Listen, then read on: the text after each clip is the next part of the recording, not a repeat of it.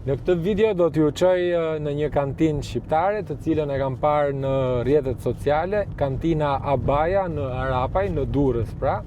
Dhe aty zbulova që kishin edhe restorant, por fillimisht do provojmë verën dhe të shohim nëse ja vlen kantina apo jo.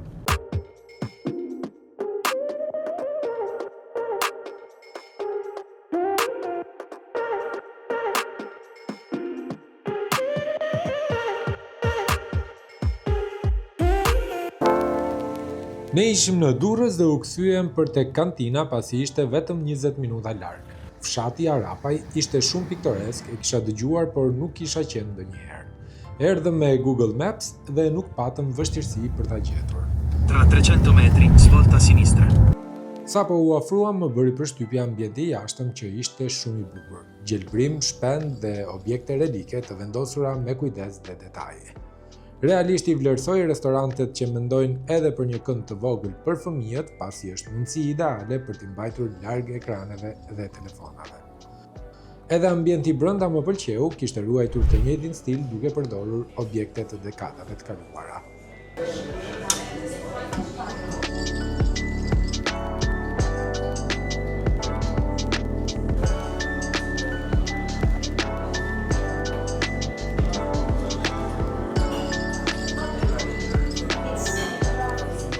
Ajo që më bëri përshtypje ishte edhe kuzhina e hapur, që ti, si klient, kishe mundësi të shihje se çfarë gatuhej për te.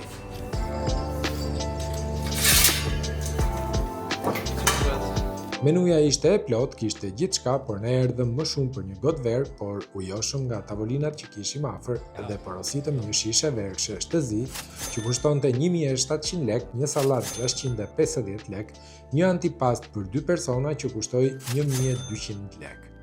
Më tërhoqi vëmendjen fura e drurit dhe stafi më pa që po filmoja dhe më ftoi të bëj një video. Ishte peynir, fërgesa. Nuk shofte të mpule, jasë shkavon dhe t'i bardh. Ka dhe mishta kamarieri, po i thash haje vetë se s'kam ku ta çoj më. Ndërsa këtë shishën e verës do ta marr me vete se pi do të këtu, se do ngas makinën. Nejse, çdo gjë ishte gëzuar.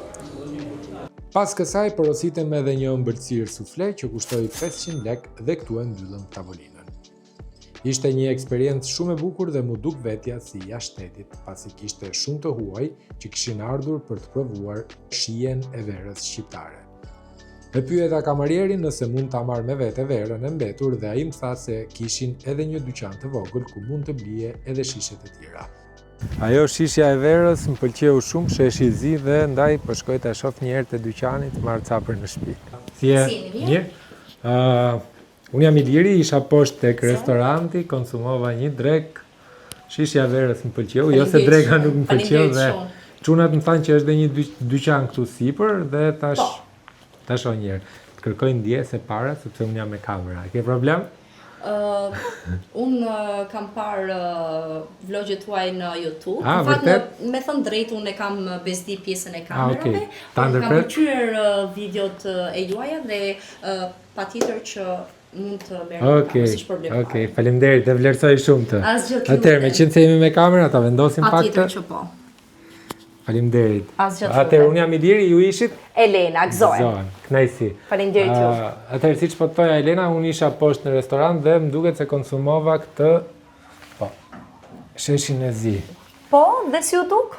Realisht më pëlqeu dhe kjo ishte arsyeja që më gjeti këtu lart. Faleminderit shumë, por ne në dyqanin ton, përveç se sheshit zi, le të themi, kemi dhe llojet e verave të tjera që i shesim tu te dyqani jon. Kemi sheshin. Pas keni shumë vera, edhe roze. Po, kemi sheshin e bardh, kemi sheshin e zi që ju e pëlqyet, që e keni konsumuar në restorant, kemi dhe rozen. Për këto 3 lloj verash, çmimi është 14.000 lek, 1.400 lek të vjetra. Pra 1.400 lek është sheshi i zi, sheshi i bardh dhe sheshi i bardh. Po. Ndërsa gjithashtu kemi dhe sanxhovezën klasike që kushton 2.200 lek të vjetra ose 22.000 lek dhe është një verë e ashpër, e thatë dhe e ëmbël. Gjithashtu kemi dhe verën rënjët sheshin e bardh, që sapo e kemi futur, prezantuar këto kohë në dyqan, restoran dhe kantin, që kushton 22.000 lekë. Gjithashtu dhe verën premium, që është Sangiovese Amfora, ka shije të lehtë, ngjyrë të lehtë dhe shumë mineralitete, ku çmimi është pak më shumë se këto të tjerat. Është një çmim i përballueshëm për shijen që ka dhe procesin e vjetrimit, që ne kemi mbajtur në Amfora për 6 muaj dhe kushton 40.000 lekë ose 4.000 lekë të reja. Shoh që pas keni edhe raki. Raki rushi, kjo është tradicionalja, besoj? Po patjetër, një nga rakit më tradicionale, një nga pjetë më tradicionale le themi në gjithë Shqipërinë, që është e ngjashme në shije me grapën e Italisë, por është më e lehtë se sa grapa. Gjithashtu, ajo që keni në dorë Raki lisi. Kjo është raki e vjetruar në fuqi lisi për një vit, ku shija është e ngjashme me whiskin ose konjakun. Shoh që i pas keni të gjitha varietetet e verave dhe të rakisë. Unë fakt erdha për të marrë sheshin e zi, po tani jam i dyzuar. Janë 100% shqiptare, besoj, edhe vreshtat i keni tuajat, i prodhoni këtu. Patjetër që po, do me thënë, llojet e varieteteve të rushit janë sheshi bardh, sheshi zi autentik shqiptar, ndërsa Sangiovesen ne kemi mbjell në vreshtin ton në 1.1 hektar me Sangiovese, sepse kemi bërë disa analiza dhe në bazë të këtyre analizave na kanë treguar që lloji i varietetit të rushit që është më i përshtatshëm për tokën dhe dheun ton është pjesa e Sangioveses, që është shumë e përshtatshme, po patjetër do kisha dëshirë, në qoftë se ju dëshironi, t'ju bëja një tur rreth vreshtit dhe kantinës. Me kënaqësi. Falenderoj. Faleminderit shumë ju dhe jeni gati? Po, patjetër, ecim. Tani dua t'ju prezantoj hapin e parë të turit, që është pjesa e vreshtit, ku tek vreshti kemi 1.1 hektar me Sangiovesen.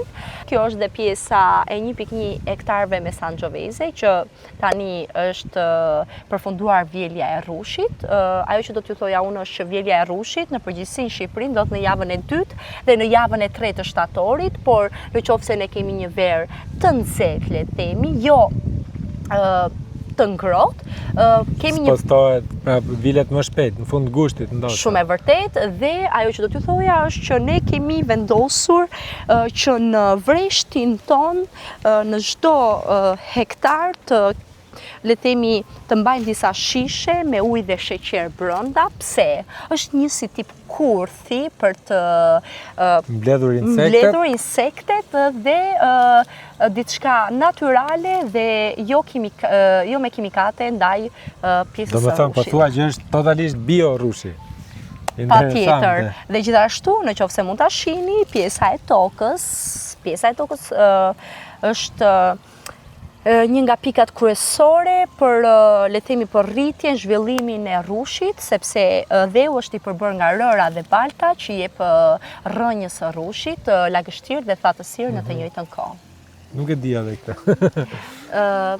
Tani ne do vazhdojmë tek pjesa e dytë, e hapit dytë për prodhimin e verës dhe rakis. Nuk e di nëse jeni gati.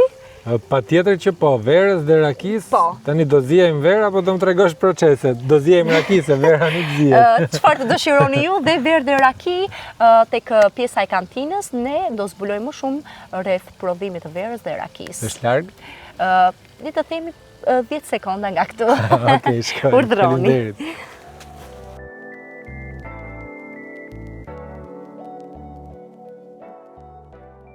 Atëherë, Elena po më thoje që do më bësh dhe një guid tek, le të themi, tek pjesa aty ku prodhohet vera. Vera dhe rakia gjithashtu. Edhe rakia. Po patjetër, faleminderit, urdhroni.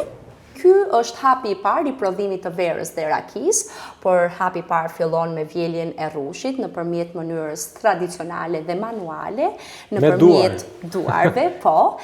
Hapi i dytë është kjo makineria automatike që neve ndajmë lëkurën e rushit, nga bresia e rushit dhe lëngu i rushit, dhe hapi i tretë, le të themi, është që ne konvertojmë llojet e varieteteve të rushit në cisterna inoksi. Dhe ndani sipas varietetit. Varietetit patjetër. Sheshi bardh, sheshi zi, Sangiovese, gjithashtu rozen. Për shembull, këtu kemi cisternën e parë, ku ne vjetrojmë sheshin e zi, tu kemi cisternën e dytë, e zëmë, për shembull nëse këtu do kemi verë, mund të vjetrojmë Sangiovesën, te cisterna e tretë mund të vjetrojmë rozen, le të themi në cisterna të ndryshme kemi varietete të ndryshme rushi. Nëpërmjet këtyre cisternave inoksit, ne kryejmë procesin e fermentimit. Procesin e vera ka një proces më të gjatë fermentimit se sa rakia, apo jo? Patjetër që po. Me sa diun është më delikate, ë? Është më delikate. Babai im tentoi një herë të prodhonte verë, dhe përfundoi nxori një roze, pastaj e bëri raki. Kjo është gjë më e bukur kur provon, edhe ajo që do thoja unë është që në për këto cisterna inoksi, procesi i fermentimit është diçka shumë, le të themi, shumë e veçantë, është delikate, siç thatë ju, sepse këtu përdorim majan e selektuar. Që do të thotë? Maja e selektuar është e marrë nga pjesa e rushit, është maja e selektuar natyrale, e cila ne na ndihmon të bëjmë procesin, të zhvillojmë procesin e fermentimit, gjithashtu të konvertojmë sheqerin në alkool. Mbas procesit të fermentimit, të gjitha llojet e verave, sheshi bardh, sheshi zi, apo Sangiovese dhe rozea, ne i vjetrojmë për 6 muaj në cistern inoksi. 6 muaj? Po, në cistern inoksi, dhe mbas 6 muajve, le të themi, kemi lloje verave të ndryshme që kalojnë në procese vjetrimit të ndryshëm nga njëra tjetra. Pak edhe për pjesën e rakis, duke qenë se unë jam një njohës shumë i mirë i rakis dhe një, le të themi, i pasionuar pas verave, por rakia është ajo pjesa më tradicionale gjithë ne shqiptarëve, sepse rakin e kemi. Çfarë rakie prodhoni ju te kantina juaj? Ne kemi 3 lloj varietete rakish. Rakia e parë është rakia më tradicionale, është rakia me ngjyrë të bardhë, raki normale, le të themi për afro me grapën e Italisë, ndërsa rakia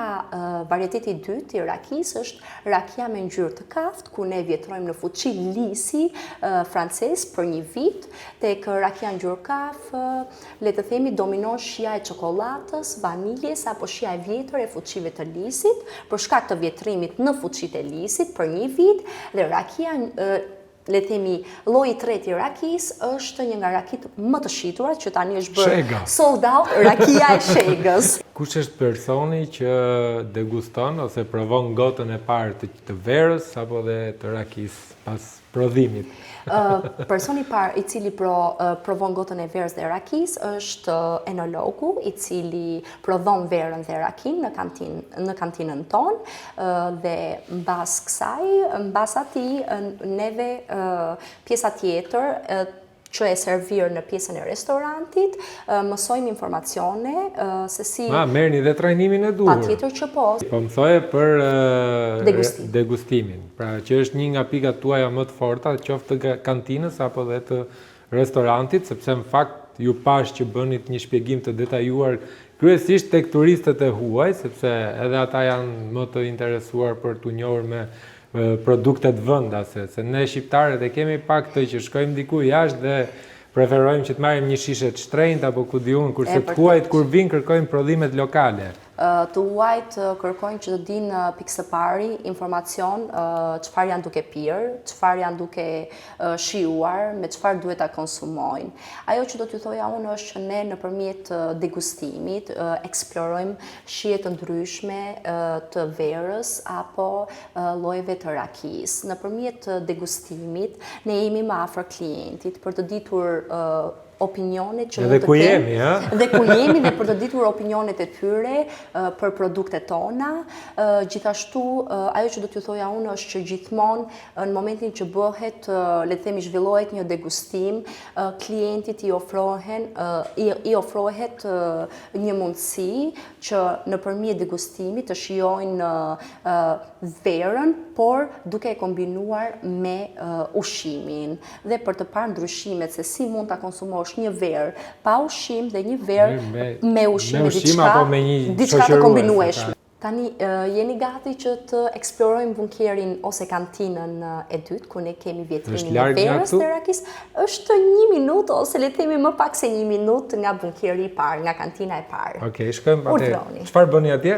Ne te bunkeri i dytë zhvillojmë pjesën e vjetrimit të verës dhe rakis, ku e kemi të vjetruar në fuqi lisi verën dhe rakin, por gjithashtu t'ju tregoj diçka shumë të veçantë. Okej. Në rregull, urdhroni.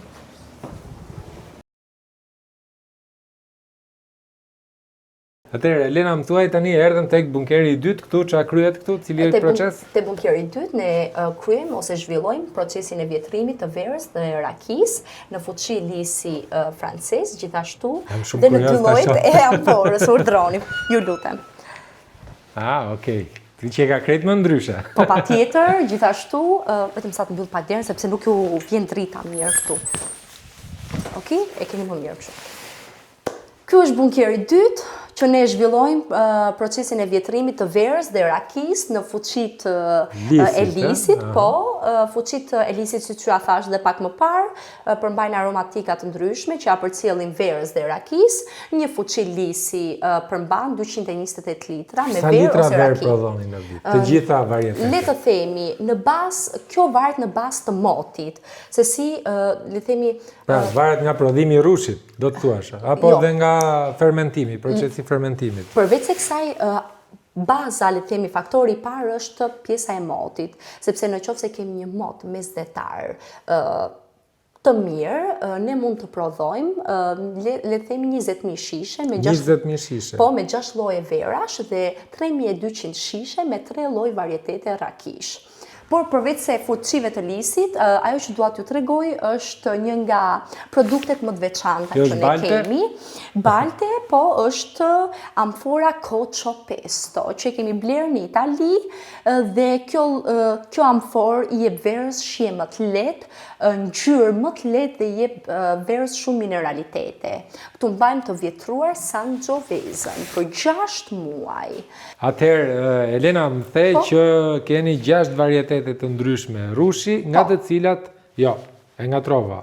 Nuk më ka zënë vera, po thjesht e ngatrova, se janë 3 varietete të ndryshme rushi dhe prodhoni 6 vera të ndryshme. Apo jo, jam korrekt? Shumë e saktë. Mi shpjego pak? Patjetër që po, le të prezantojmë verën e parë, që është sheshi bardh. Gjithashtu do t'ju prezantoj verën e dytë, që Sheshi është zi që sheshi unë e zi. konsumova dhe më pëlqeu shumë dhe më ngjalli interesin që të vi tek dyqani dhe tani jam tek pjesa ku stazhenohet dhe prodhohet vera. Te Faleminderit tuneli shumë. dytë. Tu kemi dhe pjesën, le të themi verën e dytë, sheshin e zi, kemi verën e tretë, ku baza është sheshi zi, por është e quajtur roze, sepse ngjyra dhe shija ndryshon në momentin e procesit të fermentimit dhe në procesin e vjetrimit në cistern inoksi. Në fakt, i keni titulluar edhe Gonxhe. Pse Gonxhe? Ajo që do të thoja E kam një ide, po nuk e di. Le ta dim, le të themi, le të Do më pyesësh mua, pse, Po. cili është mendimi im, pse e keni Patjetër. quajtur Gonxhe? Kam Patjetër përshtypjen që se e keni lidhur pak me figurën e Nën Terezës, që emri i saj është Gonxhe. është shumë e vërtet. E gjeta.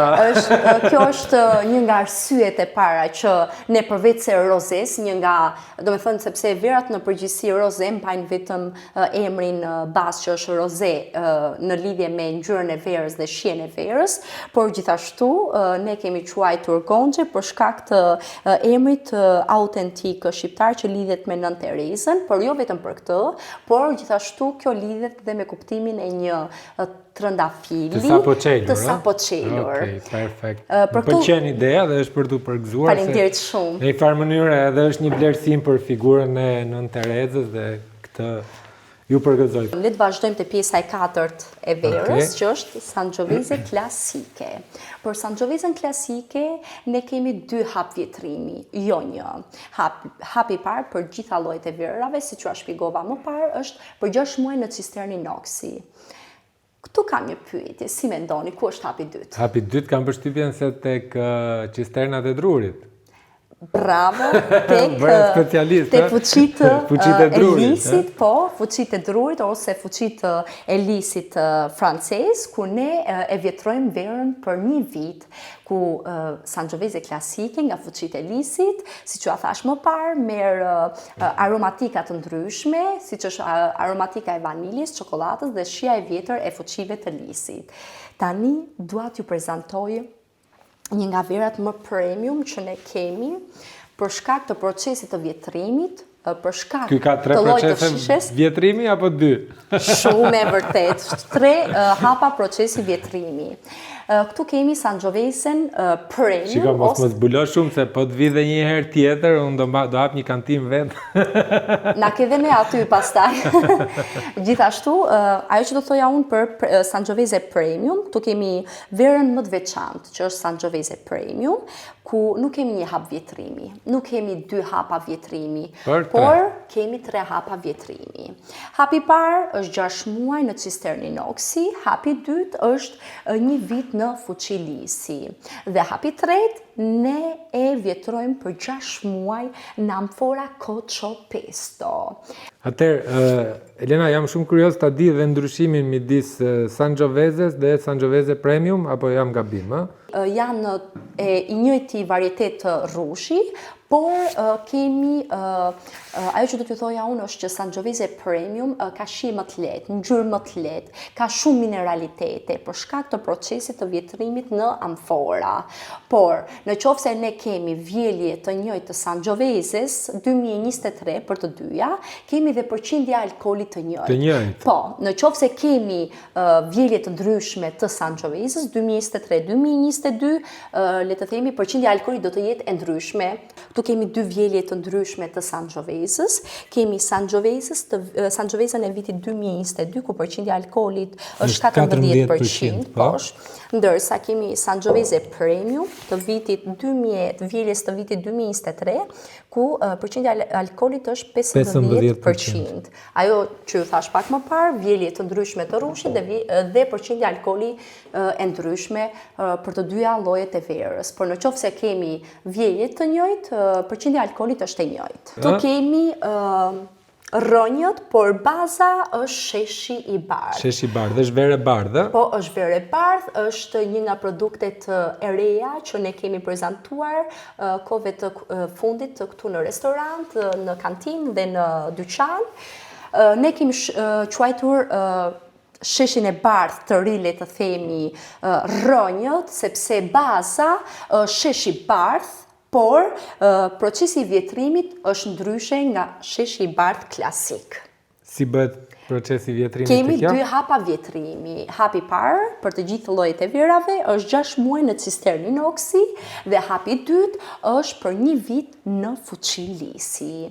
Rrënjët ka një ngjyrë të artë, ka shije më të ëmbël, ka shije më të thatë. Mirë, Elena, më pëlqen prezantimi që më bëm, po nga ana tjetër pas shpinës tuaj dhe në krahun tim të majt shoh tash shishe të tjera. Janë vera të vjetruara, çfarë janë? Patjetër, tu kemi disa vera të vjetruar në shishe për të parë ndryshimin që do ketë vera e vjetruar në shishe. Sheshi i bardhë që ne e kemi të vjetruar dhe kemi këtu, e kemi në shishe, kemi sheshin e zi, kemi dhe Sangiovesen amfora, kemi rrënjët që i ka vënë në dorë, shoh që është edhe rozea, Nën Tereza. Dhe Sangiovesen klasike. E paktova unë me emrin Nën Tereza, ndërkohë që ju e keni quajtur Gonxhe. Ajo që do t'ju thoja unë është që përveç se cisternave të inoksit, fuqive të lisit dhe amforës, kemi zgjedhur ta vjetrojmë verën dhe në shishe. Për të parë ndryshimin, shijen e verës. Ka ndryshim? Patjetër që po, ndryshimi mund të jetë, le të themi, jo drastik, por mund të jetë diçka e veçantë, ndryshe nga cisterna e inoksit, ndryshe nga fuqia e lisit dhe ndryshe nga amforat. Okej, Elena, të falenderoj shumë, sepse realisht ndihem shumë i lumtur që shumë i gëzuar, që mora gjithë të informacion, sepse realisht unë të thash që jam një i apasionuar pas një gote verë, por kaq jo më shumë, dhe pak më shumë i një gote rakie, sepse duat të jem pak më tradicional, se rakia është ajo pija jonë tradicionale e shqiptarëve.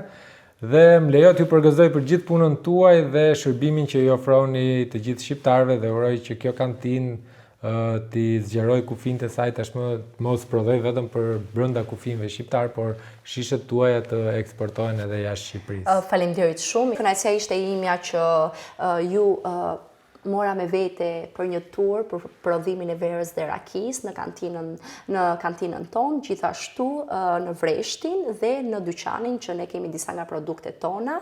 Shpresoj që u kënaqët. Në fakt, në këtë vlog nuk ju solla vetëm në një restorant ku ju tregova eksperiencën time për sa i përket një dreke të zakonshme, por u mundova t'ju njoh sepse zbulova rastësisht edhe këtë kantinë që prodhon 6 varietete të ndryshme të verave, por edhe të rakis. Kështu që shihemi në videon e radhës të enjten e ardhshme dhe mos harroni të bëni subscribe dhe të aktivizoni zilen për çdo video që unë realizoj në Ilir Vlog. Mirupafshim!